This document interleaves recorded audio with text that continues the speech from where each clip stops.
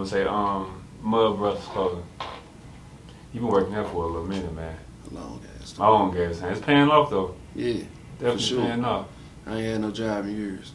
That's good. Real That's shit. good. I see you doing the giveaway for the machines you was using to help you, get started and things like that. Mm-hmm. Like, what made you get into that lane?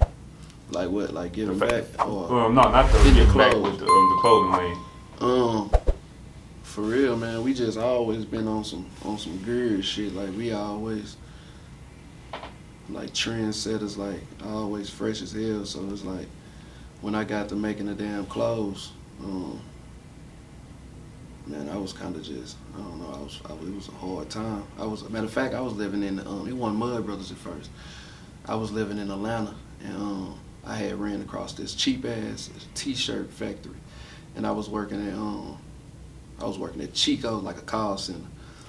And I saved up my last check, and I went and bought like 50 t-shirts. They was like some YNGM t-shirts, Blood Walk. This was years ago. This shit ain't even hit Instagram. This shit so old ago. I was on Facebook.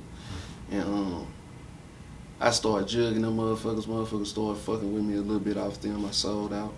Then I had another logo. It was like shaped like a Batman sign. It said Mud Brothers Forever.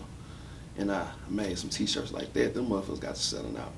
Then my boy Michi had ended up getting that baby logo made just on the humbug. Somebody drew that motherfucker. And it was just really the like the logo for our label, like Mud Brothers ENT. I put that motherfucker on the t-shirt. Motherfuckers got to paying me $25. I'm like, damn. So I end up just going hard, steady, pushing that shit. I end up moving to Alabama. And my homie Michi, he ended up calling me like, man, bro, you need to come back down here, bro. Like, shit, give you some t-shirts and shit. Like, we gonna do it. Gave me some t-shirts. I was fucked up. I was down on my dick. I was going out there trying to make something shake, go get a job or some shit like that. He gave me like 50 t-shirts. I came back and made them motherfuckers bubble. I ain't never looked back. I ain't gonna cap. Never looked back. Turned up from there. And that was what you say 2015 when you started? 2015, that's when I started rapping. That's probably like 2017. Okay. 2018 or something like that. And just been going there since? Been going crazy. Yeah. I got a manufacturer. I probably got over 30 or 40 manufacturers. That's dope, shit. That's dope. People, motherfuckers I ain't never even used, they just be on my ass. They want to work with me. In the beginning, was it ever a point where you just felt like, man, fuck this shit? Just based off support you was getting, or you just out the gate, you just going hard since? I got, from the beginning, like the Mud Brothers, I got 15 homies, like, that's getting money. You know what I'm saying? Even more than 15, probably like 30, that I can call out gate. I'm just popping up with shit, So my grind was so strong that I ain't never leave the house without something to sell.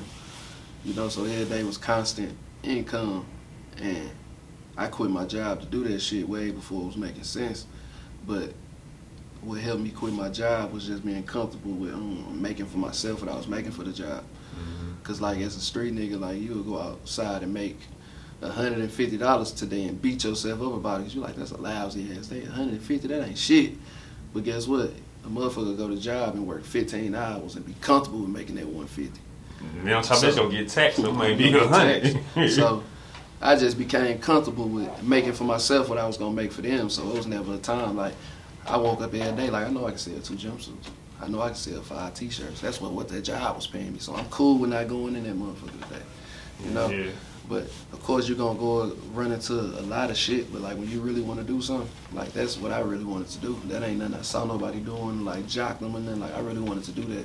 So it's like, yeah, when you enjoy doing something, like you gonna do it.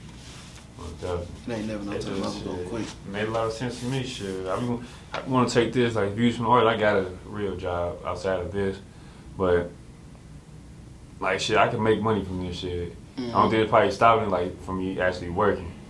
I ain't that comfortable yet to just take that leap. You gotta believe in yourself. Yeah, but that's why I'm listening to you. I'm like, shit, you just gave me hope, shit, for real shit. Yeah, you gotta believe in yourself, but you gotta know when it's time too. Say that shit up. Do what you gotta do. You always gotta have a hustle.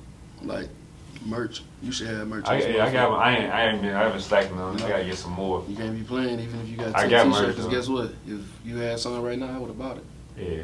Like, everything is an opportunity. You know, you got to keep that shit, especially when you're going to be out here being an artist. T-shirts, even if... I used to make sure, like, it's a store up there, it's in Fairview Heights. It's next door to Chuck E. Cheese, man. I'm going to say this on the interview to help whoever out.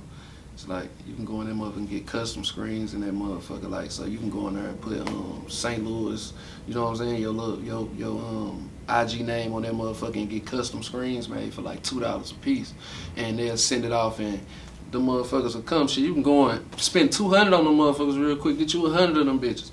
You know, actually the price go down as it get up. So you might be spending like 100 on 100 of them bitches. Guess what? Go and get you a box of t-shirts off of Gilk.com for $163, and motherfuckers going to just slap them motherfuckers on all colors. You know what I'm saying? Like, guess what? Earn them on. Press. Simple press.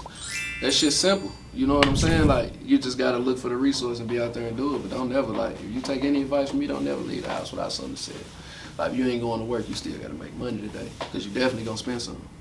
You feel me? Even if it ain't nothing but a t-shirt, I always have something to sell. Like, that was my part of my come up. I was always going to have something to sell.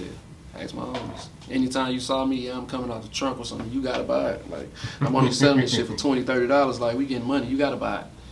That's how I'm coming.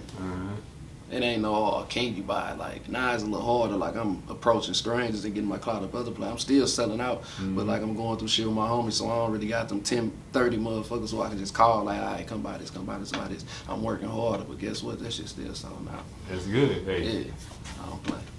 Yeah.